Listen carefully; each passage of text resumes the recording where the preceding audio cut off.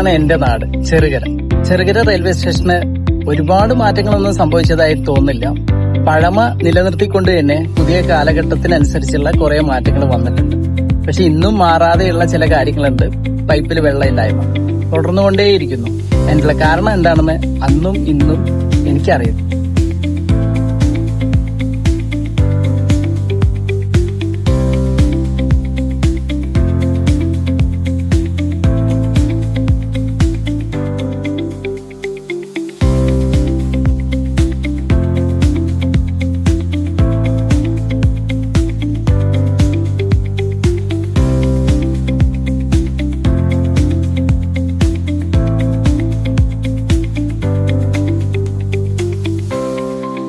ഇതാണ് പുതുതായി പണി കഴിപ്പിച്ചുകൊണ്ടിരിക്കുന്ന ക്വാർട്ടേഴ്സ്.